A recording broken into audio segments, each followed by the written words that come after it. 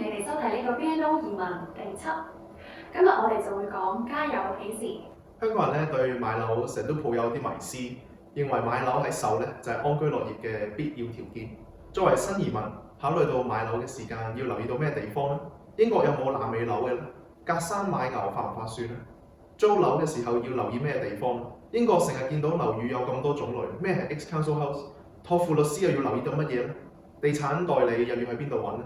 樓宇面積又點樣計咧？點樣匯錢購買物業咧？好多嘅問題。呢一啲嘢咧要留意嘅地方，我哋都希望盡量解開呢啲嘅迷思。不過我哋喺度事先聲明，我哋係冇利益衝突，只係會提供一般嘅買樓資訊，係唔會負上任何法律嘅責任。我係劉牧師。我開始咧要介紹下英國嘅一啲嘅樓宇。我哋英國首先我哋睇第一幅嘅圖。呢幅嘅圖裏邊咧有唔同嘅樓宇，咁我會逐一去介紹。呢啲係常見嘅英國嘅樓宇。喺第一幅圖裏邊咧，我哋所見到咧依個咧就叫做依間屋叫獨立屋 （detached house）。意思咧就話咧佢係隔離左右咧係分隔嘅，係完完全全獨立嘅。呢種嘅屋咧係喺英國裏邊都好普遍嘅。咁但係除咗呢種之外咧，亦有其他嘅類似嘅獨立屋嘅嚇。咁除咗呢個獨立屋之外咧，咁有一種叫半獨立屋。如果我哋從圖裏邊睇到咧，佢係有兩個嘅門口嘅，即係話中間裏邊咧，你睇落去好似間好大嘅屋，咁其實咧已經係分開咗兩個嘅單位 ，semi-detached house 半獨立屋。跟住落嚟咧就係一種叫做 linked detached house， 咁都係獨立屋嚟嘅。不過咧呢兩個嘅獨立屋咧係中間裏邊咧有個車房係連住，所以咧有個叫 link 即係意思即係話一個連住一個，一個連住一個。咁咧呢個咧就叫做linked detached house。咁另外咧有啲叫做獨立平房嘅樓宇，就係叫獨立平房屋，就叫英文叫 bungalow。呢種嘅屋咧就係話只係一層嘅啫，冇兩層嘅。呢啲嘅屋個通常嘅面積嘅咧係嗰個範圍係應該比較大，因為如果要做到3房嘅時候，咁咧佢就只係得一層咧，咁所以咧會比較大啲嘅。咁呢種嘅價錢咧係應該貴過獨立屋啦。當然如果順序嘅價錢咧就應該係獨立屋或者呢個 bungalow，然後跟住咧semi-detached house， 即係話一個半獨立屋咁然後咧就係一啲嘅 linked detached。咁咧就都要睇下裏邊嘅環境先實際可以去考量幾多錢。咁跟住落嚟呢張嘅圖咧就係講到叫做俗稱叫排屋，即係話咧叫 townhouse， 就係一排排咁樣嘅一間間咁樣一間拍住一間。咁呢個價錢咧通常咧就比獨立屋咧係便宜好多嘅。咁另外咧我哋香港人最喜歡咧住大廈啦。咁好多呢啲大廈又高又矮啦。咁呢啲咧英文叫 apartment。咁咧通常咧住呢啲嘅屋嘅時候都要交呢個管理費。同埋咧，有部分嘅屋咧，佢哋咧係要有中央嘅暖氣嘅系統嘅，所以咧要每一戶咧分擔呢個費用。咁呢啲咧就係私人嘅大廈。咁另外咧就喺呢個英國裏邊咧有好多嘅以前咧以前咧本來係公屋嚟嘅，咁後來咧住落咗之後，咁咧可以某個年期之後咧可以住自己住落嘅呢個嘅住客咧，佢可以優先去購買嘅。咁購買咗之後咧，佢業權咧屬於呢個轉讓業權咧已經係屬於咗呢個戶主㗎啦。咁所以咧，佢哋可以咧再攞出去市場去賣嘅。咁呢啲咧叫做轉讓嘅公屋。咁呢啲轉讓公屋咧，通常嘅價錢咧又會低一啲嘅喎，因為咧佢哋好多時咧起嘅時候，因為要容納多啲人咧，咁所以咧係所以咧係好似一個社區嘅屋苑咁樣。咁另外一啲咧就係叫做公屋嘅大廈啦。公屋大廈啦，好明顯大家睇圖知道啦，係多層嘅。咁呢啲都可以係自己去轉讓嘅。不過咧，好多嘅英國人咧唔係咁中意住呢啲嘅大廈嘅，因為咧佢哋嘅私隱度咧冇咁高嘅，因為佢哋共用電梯咧、共用大堂啦。咁所以咧喺英國咧好多嘅人咧，佢哋咧住得耐咧都喜歡住啲獨立屋嘅，因為咧每一間每一伙自己都可以有獨立嘅管理或者係獨立一啲嘅私隱嘅房間。私隱嘅嘅地方係呢個完全係可以講話咧係比較英國比較流行嘅。咁當然咧，公屋裏邊咧都有啲叫平房嘅，意思即係話咧，佢咧好似一啲嘅 townhouse 咁嘅，咁大家租俾一啲即係有需要嘅人士啦嚇，俾佢哋咧係平啲嘅租金嘅。咁呢啲係獨立嘅平房。咁呢個平房咧，同頭先我哋睇到嗰啲多層大廈咧，都係同一啲係政府管理咧，或者係委託一啲顧問公司咧，或者置業公司去。咁另外咧，我哋要講一講一個叫 ex-council house 嘅一個嘅情況。通常咧呢啲 ex-council house 咧，佢可能已經係好多年咧已經變成咗私人嘅物業㗎啦。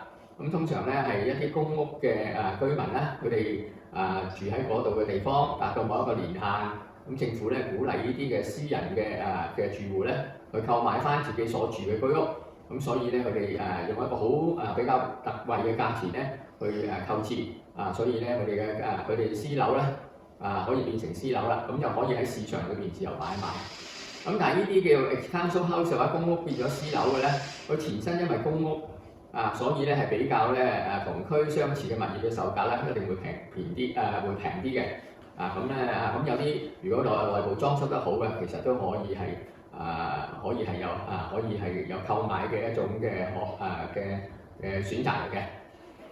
咁另外我哋要談一談咧，好重要一件事咧，就話咧其實咧我哋香港人買樓咧多數以尺去計算嘅，但喺英國咧就唔係以尺去計算嘅，以房間計算嘅。例如好似3房1廳啦，或者係2房1廳啦，或者1房1廳啦，或者係4房1廳啦、4房2廳啦，係咁樣去計算嘅，就係以幾多個房、幾多個廳去計算嘅嚇。咁仲有咧有啲嘅套房啦，有啲有2個廁所啦，或者有2個浴室啦，咁呢啲咧就唔同嘅屋苑裏邊有唔同嘅條件嘅。咁所以咧，如果我哋要買屋嘅時候咧，要切記咧自己最好去睇一睇。咁另外咧一點咧就係我哋做買家嘅咧係唔需要付呢個物業嘅佣金嘅嚇。咁所以咧我哋唔使擔心賣家咧就要需要付呢啲嘅費用嘅。咁另外喺屋苑裏邊咧，通常係分開有2種，一種叫永久嘅業權，同埋有期限使用嘅業權。永久業權大家知道永遠可以擁有啦。咁有期限使用嘅咧，咁就話喺限期裏邊嚟可以擁有，例如有啲50年。有啲70年，有啲100年。點解會出現呢啲嘅問題咧？就係因為有啲地咧係唔係我嚟賣嘅。不過咧你上高面見到屋啦，咁嗰間屋苑咧你可以我嚟用，但係有年期限制。咁過咗個年期咧，由政府或者會收翻啦。咁例如有啲皇家嘅地段咧，或者有啲家屬嘅領地咧，或者嗰啲伯爵家爵嗰啲嘅領地咧，或者有啲係教會嘅物業啦。咁佢買賣嘅時候咧，我哋要多啲要去。通常啲物業嘅代理咧就會告訴買家，咁律師咧就會係幫你去查冊究竟間屋究竟係呢個地段咧究竟係 freehold 啦或者 leasehold睇下有冇年期嘅限制。我哋咧知道買屋咧係要有印花稅嘅。咁咧英國政府咧鼓勵多啲人去買屋嘅。咁所以尤其是啲年青人。如果佢第一次買屋咧，佢有特別嘅優惠嘅。如果我哋睇到呢幅圖咧，咁就係喺明年2021年3月30號之前，或者由而家開始到3月31號咧嘅印花稅。因為過咗3月31號咧、4月1號咧，政府有個特別嘅優惠去鼓勵多啲人去買屋嘅。咁跟住我身邊阿 Moppy 同埋阿雪兒啦，咁雪兒咧曾經喺地產公司裏邊即係工作過嘅。或者由阿雪兒去講究竟買樓要留意啲成為業主要留意啲乜嘢嘅細則。嗰時候咧，我哋個按揭咧就大概5至10%，呢個就可以俾個貸款咧，可以幫你再收費啦。咁我可以簡單講係，如果你係申請按揭咧，就需要啲咩嘢咧？咁第一樣嘢咧就需要水電費啦，或者二戶稅嗰啲單啊。咁咧就都需要 P60，P60就係你所有人工咧再減咗個稅。咁仲要需要3個月個工資單啦，同埋需要你個護照或者車牌。咁你仲需要有銀行嗰啲單啦。咁你通常咧就會去銀行嗰度問啦。第一咧就睇你係每個月可以俾幾多費用啦。咁你自己有幾多個人工，咁佢會幫你計啦。佢會計你到時係最理想個出費用同埋俾佢，咁到時咧你就可以知道你借幾多錢。同佢樓價有冇一個關係㗎？又同樓價係直接有關係嘅。咁如果樓價咧會越高，咁利息都會上升嘅。咁你就要留意邊段時間係最適合買樓。我聽聞有啲叫做定息㗎。定息同呢個浮動嘅有咩分別啊？係啦，咁咧按揭有兩種，一個就係固定嘅。咁固定咧就係嗰個收費人咧就會俾一個合約你，咁你就可能5或者至10年到啦，咁你就會俾每個月同一個利息同埋還翻嗰個你借個錢。咁第二個按揭咧就係浮動利率啦，跟住英國嘅利息咧就會轉動啦，所以咧你每個月都俾唔同個價錢嘅。咁邊樣好啲啊？固定咧，你知道你呢5年或者到10年都好，每個月嘅出費，俾你可以知道自己個費用，呢個係最安全嘅。好咁啊，我哋知道啦，英國咧其實有兩種嘅買家嘅，第一種咧就叫做第一次買樓，叫 first time buyer，同埋一啲叫 home mover，即係話咧你已經用咗一間屋㗎啦，或者2、3間都好啦，咁你要搬去另一間嘅咧，咁呢種咧就叫做 home mover啊。咁另外咧就係第一次，因為英國政府咧佢哋覺得咧第一次買樓嘅咧多數係年青人，咁所以咧佢哋嘅特別咧俾佢有特別嘅優惠，讓佢咧容易去買樓嘅。咁咧買樓嗰時咧留意咧係要有印花稅嘅。咁印花稅咧咁通常嚟講咧就如果50萬以下嘅樓咧係50萬英鎊嘅樓咧係唔需要俾利息嘅，唔需要俾印花稅應該係。咁但係如果50萬至到92.5千嘅咧，就要俾5% 嘅印花稅；而92.5千至到150萬嘅咧，就要俾10%嘅啦。咁然後咧，如果150萬嘅英鎊嘅咧，就要俾12%。咁呢個咧就係3月31號之前嘅印花稅。但係咧，如果你想去買樓去出租嘅物業咧，佢個稅率咧就會高啲嘅。原因因為佢哋諗住你係一個商業嘅行為嚟嘅，咁所以咧如果係0至到50萬咧，佢要俾3%；50萬以上至到92.5千咧，就要俾8%啦。咁然後咧92.5千至到150萬咧就13%，而超過咗150萬咧就要俾15%啦。係比如果比冇出租嘅咧係會係貴一啲嘅。咁咧，因為英國政府咧鑑於近期英國經濟咧脫歐之後啦，同埋咧呢個嘅疫情嘅關係咧，咁所以咧佢就鼓勵咧多啲人咧去買樓，又建造多啲嘅樓宇。咁所以咧第一次嘅買家咧，佢將如果喺明年嘅4月1號之後咧，就將呢個嘅印花稅咧去調低。咁咧我哋睇到啦，調低嘅就係話咧，如果係30萬磅以下嘅咧，咁就係唔需要印花稅。我有個咁嘅優惠喎嚇。咁咧50萬磅嘅咧，咁咧就話50萬磅裏邊咧，佢就先頭一個嘅30萬磅咧就要唔使俾稅，而後邊嘅咧俾50萬磅，就後邊嘅20萬磅咧就需要俾5% 嘅稅款啦。咁所以咧所以會慳咗啲錢，咁都係嗰個計算嘅方法咧50萬至到92.5千咧就係5% 嘅，92.5千至到咧150萬咧係10%，而150萬以上咧就係12% 嘅啦。咁呢個咧係明年4月1號之後嘅減少嘅印花稅。咁呢度呢張嘅圖咧好簡單嘅啫，即係其實就頭先講咗噶啦。不過咧係佢用一個嘅chart嘅，即係用一個圖案嘅形式去俾大家睇嘅。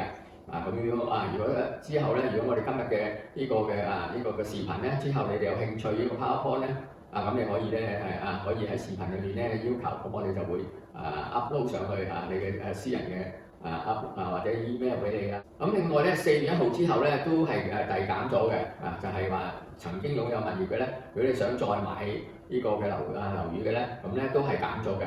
咁就係0至到12.5千嘅屋宇咧係0嘅，係唔需要俾印花稅。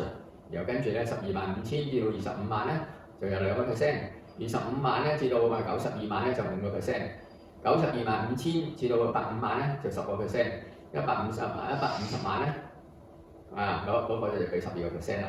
咁就係視乎你嗰個物業嗰個嘅價值去睇嘅。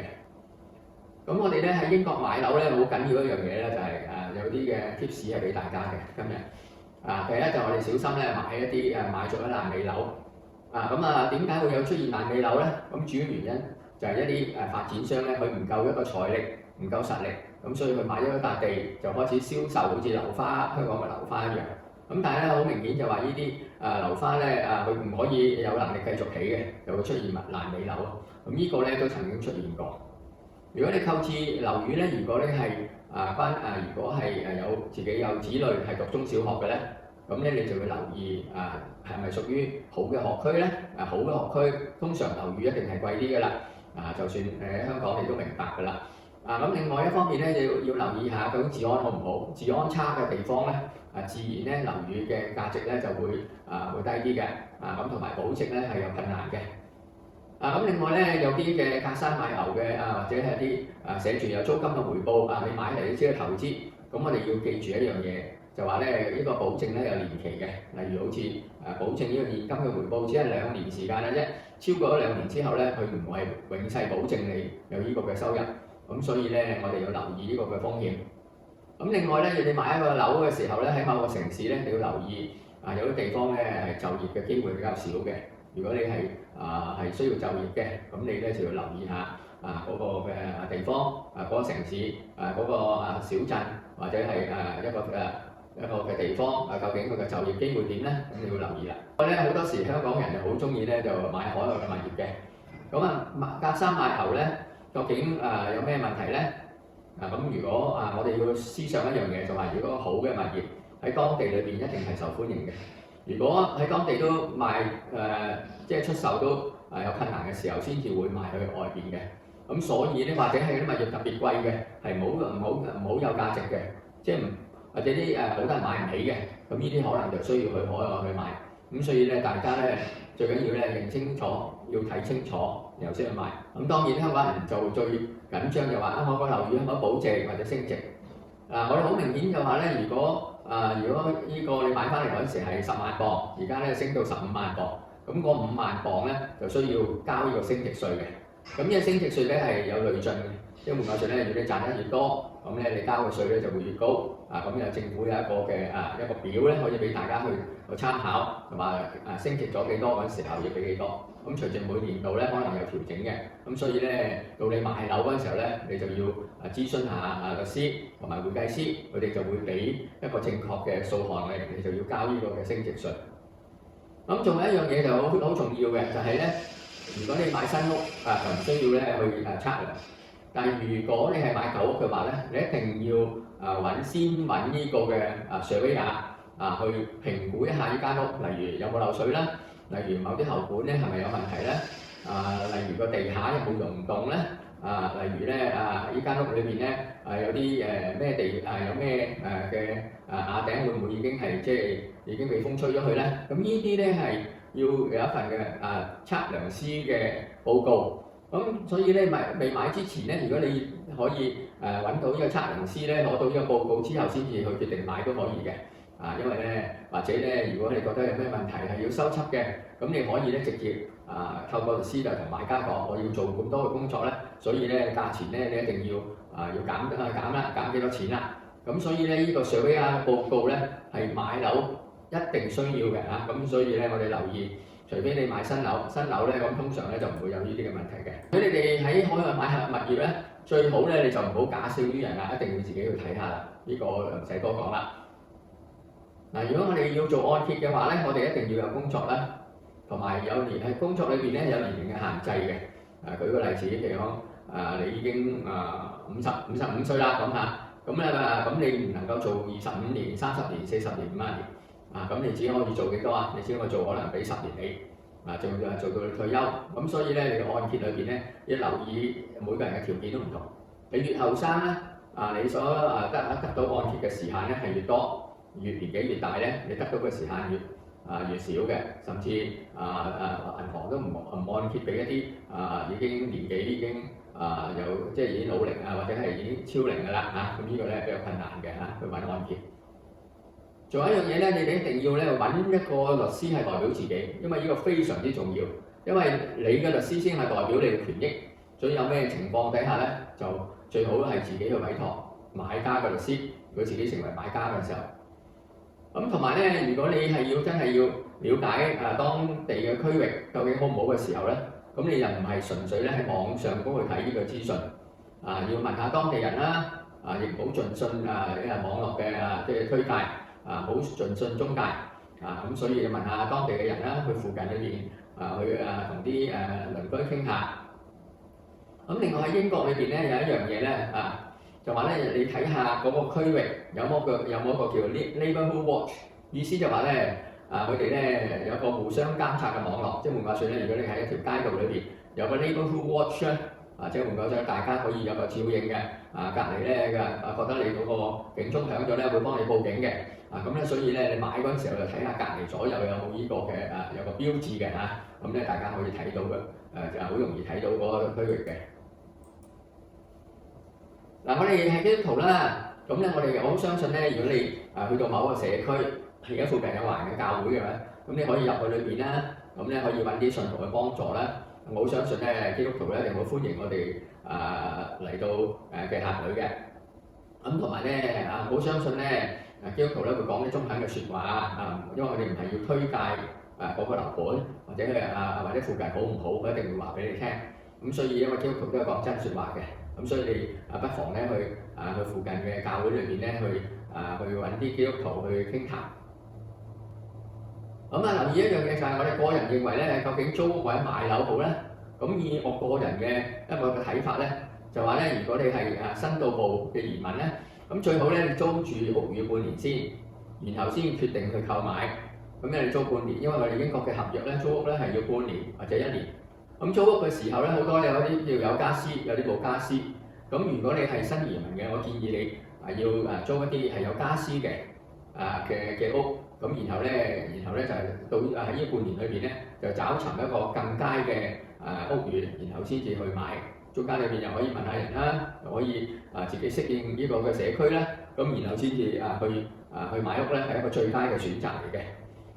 咁另外咧要留意，如果你買全新嘅屋嘅時候咧，可能咧要一段嘅時間裏邊咧係冇寬頻嘅。咁點解咧？就因為咧每一個新嘅發展區裏邊咧，佢未必鋪設有網絡嘅。咁所以未鋪設咧，咁佢要集合咗，譬如講嗰個區要有250個住戶，佢先至會鋪呢個網絡嘅。咁如果落成係陸陸續續幾家人搬嚟10家8家一路至到落成，可能中間裏邊咧有2-3年時間。咁咧中間裏邊呢2-3年時間咧就好多時冇寬頻啦，冇 broadband啦。咁咧所以咧你可能上網要無線上網嘅好慢㗎啦。咁呢個都係要對香港人嚟講咧係非常之重要啦咁咧大家要留意一下。咁你可以問發展商嘅。咁仲有咧，如果你有後花園或者係前邊花園或者後邊花園咧，其實有啲圍欄嘅好多時。咁多數都用木嚟做啲圍欄嘅。咁咧我就因為咧你要如果到時你買咗之後咧，你就要知道咧，究竟左邊嘅圍欄屬於你定係右邊嘅圍欄屬於你？因為點解咧？因為你嘅左邊嘅圍欄可能同隔離屋嘅右邊咧係連在一齊嘅，咁大家咧要分清楚邊係屬於邊個嘅。咁咧呢個咧其實呢個律師就會幫你去解決呢啲問題嘅。咁另外咧就銀行嘅匯錢嘅來源，因為如果你係海外嘅即係買家啦，由香港嚟啦咁咧你咧就一定係要攞究竟嗰筆錢究竟係點樣嚟嘅？因為咧點解咧？因為而家銀行咧要好嚴謹，就因為驚有 money laundering，即係洗黑錢。咁所以咧你嘅錢咧要匯過嚟嘅時候咧咁咧你要一定要開咗戶口啦，自己匯過嚟啦，要證明咗你啲錢咧係由海外匯過嚟嘅。因為咧如果唔係咧就會好多時咧會產生一啲銀行咧會問你嘅來源啦，甚至有啲典型嘅個案咧，甚至係扣起呢啲錢咧要你搞清楚先俾你動用嘅。咁呢方面咧你一定要問清楚銀行匯錢嘅一個嘅情況同埋內容。咁作為基督徒咧，咁我哋咧就作為移民咧，我哋買樓咧好多時咧都要祈禱向神祈禱啦，求神嘅帶領咧，讓你哋去平安可以買到一個最佳嘅一個嘅樓宇嘅。呢啲嘅情況咧，其實都係一啲嘅資訊嚟啫。咁到你真係要買嘅時候咧，咁好多時咧要自己去睇清楚，做好晒各樣嘅手續。咁其實我唔係地產商啦，我亦唔係一個同地產有關係嘅人士。咁因為我做之前咧，我有服侍新移民嘅經驗啦。咁好多新移民咧嚟到嘅時候咧，咁我就陪同佢哋去睇屋啦，陪同佢哋去揾律師啦，同埋咧係佢哋有啲唔係好懂英語嘅，咁我哋咧就幫佢翻譯，即係話俾佢聽，律師咁講，或者係地產咁講，或者第三方點樣講。咁所以中間裏邊咧，我哋就所以累積咗啲經驗。呢啲純粹係個人嘅經驗嘅分享嚟嘅。咁究竟咧買新樓好啊，定係買舊樓好咧？咁咧我都即係分析咗。新樓咧通常有10年嘅保養嘅，呢個地產發展商係可以保養你間屋10年啦。咁咧，但係新樓咧有個唔好處就係房間會比較細，比舊樓，同埋樓頂係比較矮嘅。新樓咧要付中介嘅佣金啦，因為佢有人要即係推銷啦嚇。咁舊樓究竟有咩好處咧？舊樓咧通常係比新樓平啲嘅，如果同一面積、同一環境、差唔多嘅地區，可能會平，甚至係要平20% 都有。但係舊樓咧房間就有咩好處咧？就比較大啲嘅，同埋咧佢樓頂比較高嘅。但係亦有個唔好處就係要維修保養。所以如果你頭先我哋講過啦，如果你買舊樓嘅時間，你一定要揾合格嘅測量師去做嗰個評估嘅報告。如果唔係咧，你買翻嚟嗰時候，咁咧好多時就會有問題嘅時候，就好難去追究㗎啦。交收咗之後，新舊樓宇裏邊其實都各有優劣嘅。最好嘅方法就係多睇啦，多比較啦。咁呢樣嘢就一定唔會錯嘅。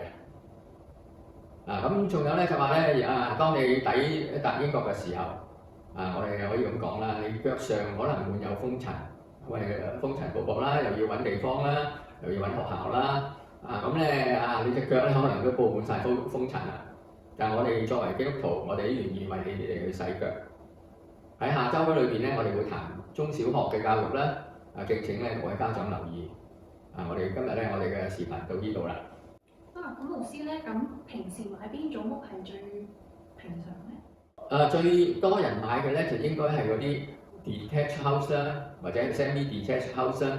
頭先我哋有講過㗎啦，有啲半獨立屋同埋半獨立屋。因為好多英國人咧唔係好中意咧住喺嗰啲大廈裏邊，因為咧覺得係比較複雜啦。咁咧大廈當然啦，另外一方面大廈咧又有管理費啦。如果你自己嘅房屋咧係唔需要有管理費嘅。咁所以咧，我哋比較中意買呢啲。如果想價錢平嘅咧，都可以考慮一啲ex-council house， 即係話以前咧係公屋嘅。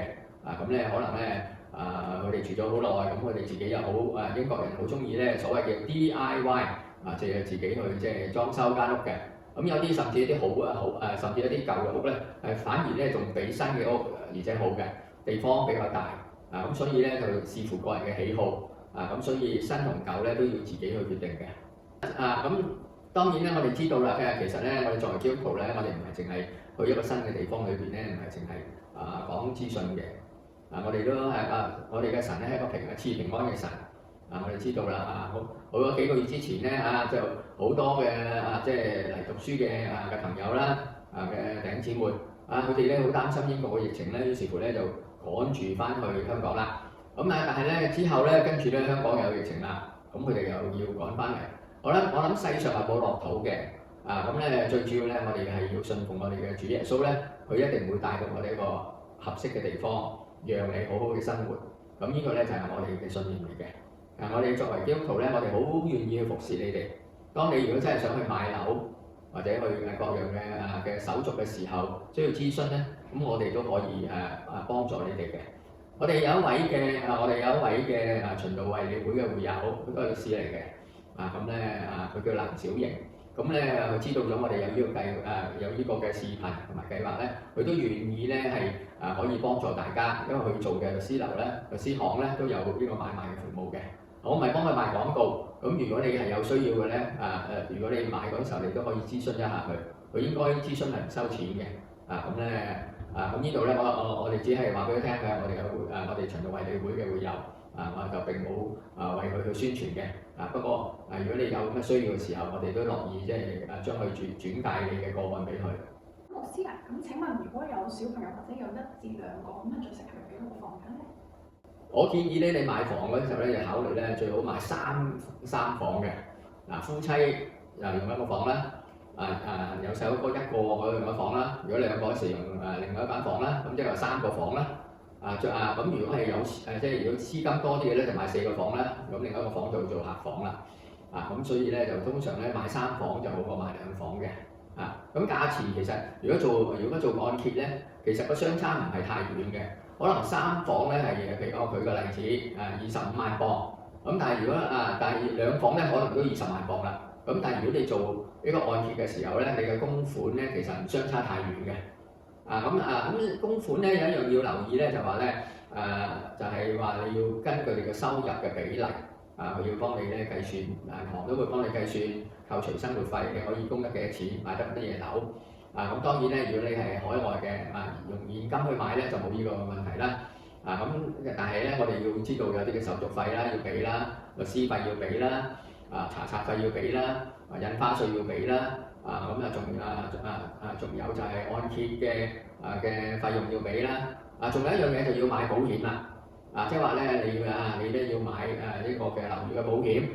當你即係已經簽咗約擁有之後，有即係一個水火嘅保險啦。即係一個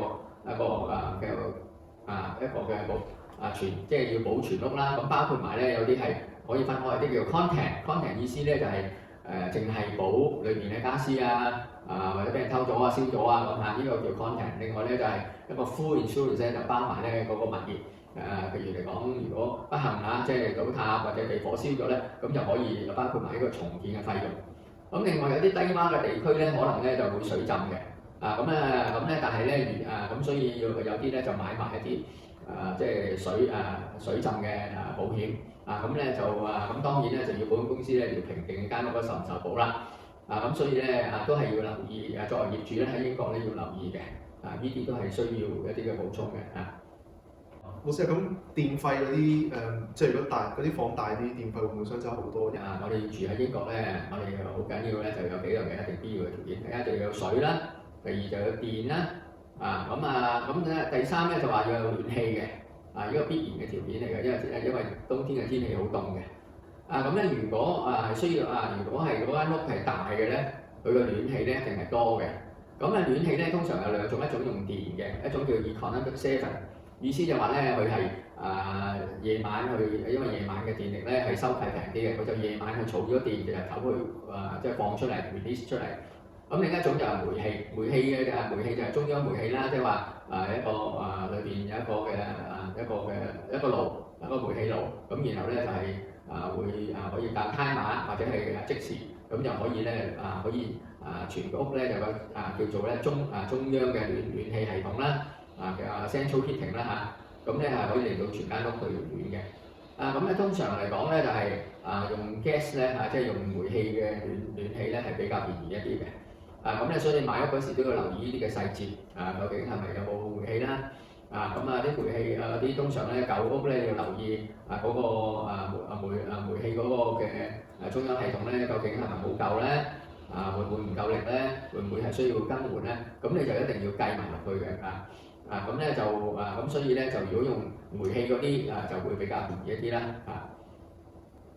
有冇話咩途徑去揾嗰啲屋係比較安全啲或者網上邊有冇啲咩係有啲咩網站或者啲可以介紹？英國裏邊咧有個叫 Which 嘅雜誌嘅。Which 嘅雜誌咧就佢嗰度都會有好詳細嘅教你即係買屋咁樣要 pay 啲咩嘢呢個嘅 website 咧就都喺呢度which 你留意呢度寫嘅www.which.com.uk。然後咧你入去嗰個網站裏邊咧有 money 呢行，然後咧會講 mortgage 啦，會講 property 啦，會講first time 啦 buyer 啦。都會講 insurance 咧，會講各樣嘅生活嘅所需嘅，你可以入呢個網站咧自己去查詢。如果喺香港買到自己層樓咧，用呢個價錢去買英國就一個樓，咁你會覺得大概係？我諗喺香港咧，你買咗個廁所就已經可以喺呢度買到間屋㗎啦。咁所以其實咧喺香港人嚟呢度買屋咧，我覺得唔係一個難度嚟嘅。咁最主要咧，如果你能夠有一份穩定嘅職業咧，就應該冇問題嘅。甚至咧你香港買咗個車位，呢度咪去買間屋咯。所以咧呢度屋會唔會好貴嘅咁但係咧，如果倫敦區嚟講咧，就會特別貴啲嘅，應該比普通嘅城市咧係可能起碼貴一倍啦。咁如果普通一般嘅城市咧，例如一啲大城市，伯明翰啦、曼城啦，或者係卡素啦，或者 Leeds 啦呢啲華人聚居嘅大城市咧，其實咧佢哋嘅樓價咧都要跟英國嘅平均嘅數項咧係都係15萬至20萬度啦。咁但係問題發生咧就話咧，其實咧就算同一個城市咧，某啲區咧係特別平，某啲區係特別貴。咁咧就要視乎佢嗰個學區同埋治安嘅問題啦。咁咧如果多白人聚居嘅地方咧，就會係比較貴啲嘅。如果係多有色人種去聚居嘅咧，咁咧通常咧就係比較平啲嘅。咁呢個係傳統英國買樓嘅一個情況嚟嘅。咁當然有啲人就認為呢個係咪種族歧視咁呢個咧就呢個就好難去評定嘅。咁就算係喺香港都會出現啦，半山區同呢個某個區都唔同啦甚至有啲一街之隔咧嗰個價錢都相差好遠。咁所以咧就要視乎佢嗰個區域同埋咧嗰個市鎮嘅區域而定嘅。所以不能一概而論嘅。咁所以咧要自己親自去觀察去睇下，咁咧我相信咧係比較係合適啦。所以我哋買樓唔好心急，先住落嚟先啦。或者嚟到先住半年或者1年租住先。再揾啲有家私嘅地方去租，租咗之後咧，然後先至去買。咁呢個就最好㗎啦。因為咁你一定會揀到好嘅。我哋咧咁如果你買啲新嘅樓宇，咁你都要諗下嗰個區都係唔同嘅。因為新嘅就唔代表係一定好嘅咁樣有好多客觀嘅因素，所以我哋要留意一下。咁我想問下，如果係買樓，其實買市中心嗰啲定係遠啲嗰啲定係即係交通方唔方便或者有咩考慮因素咁樣？咁咧如果買樓喺市中心定係郊區咧或者外圍咧比較好咧？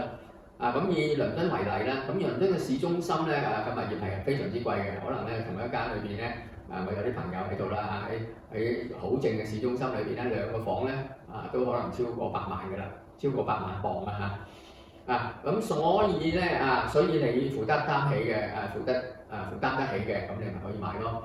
咁但係通常嚟講，一般嘅打工嘅地方咧，打工仔咁佢哋通常都會買外圍㗎啦。咁然後咧搭車翻工啦。咁咧所以咧你要選擇嗰陣時候咧留意就話究竟交通方唔方便啦，有冇地鐵啦？如果喺倫敦有冇或者喺其他城市有啲輕鐵嘅城市Newcastle Manchester 咁佢哋有輕鐵嘅。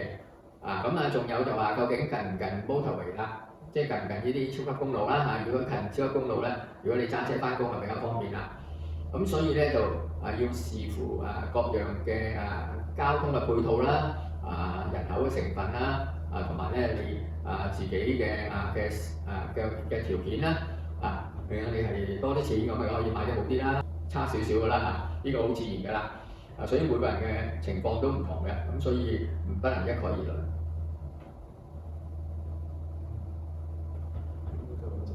大致上都係咁啦。你少啲錢咪要買啲。仲有少少嘅補充，喺英國裏邊咧，你係買樓宇嘅時候咧，要留意咧係要交呢個嘅物業稅嘅。咁物業稅嘅分類咧就係分開 A、B、C、D、E、F、G 一路咁落去啦。A 係最平，一路落去就會貴啲嘅。咁視乎你嗰個屋宇嘅價值而繳稅。咁咧通常咧，如果2房嘅就會平啲啦，3房就會貴少少啦，一路落去都係睇嗰個物業嘅大細啦、空間啦，同埋嘅房租地域去計算嘅。咁咧政府就將你撥咗係某一個嘅類別嘅時候，你就要納嗰個類別嘅稅。咁咧唯一嘅咧學生咧係唔需要可以交稅嘅。如果全間屋都係學生，淨係我哋出租俾學生嘅咧，係唔需要交呢個嘅物業稅嘅。咁另外一個名詞咧係法文嚟嘅，叫 Carte de Set。咁係咩嚟嘅咧？如果我哋睇到後邊嘅圖，我哋見到啦，係一個英文叫 dead end， 即係話咧係嗰條嘅街道裏邊咧，後邊咧係唔可以有通往嘅地方。咁有啲人咧好中意住喺呢啲地方，就係因為覺得咧安全啲啦，因為喺呢個嘅通道裏邊咧就閒雜人等，通常都唔會去經過呢啲嘅地方嘅。咁咧所以咧我哋睇到後邊咧係完全咧係唔可以有車同埋行人去經過嘅。咁所以咧如果我哋選擇喺屋宇嘅時候，都留意究竟係咪 Carte de Set 啦。咁另外咧通常有人就會問啦，佢話究竟我哋要幾時先可以完成呢個嘅物業嘅買賣嘅交易咧？咁視乎物業之前咧有冇加建文件係咪完備物業嘅評估嘅報告，即係 surveyor 嘅報告，如果 check 到有問題嘅要維修，然後先至去交易咧，就會年期係比較長啲㗎啦。咁另外咧，物業嘅年期越長咧，就律師咧就要花更多嘅時間嚟閱讀嘅。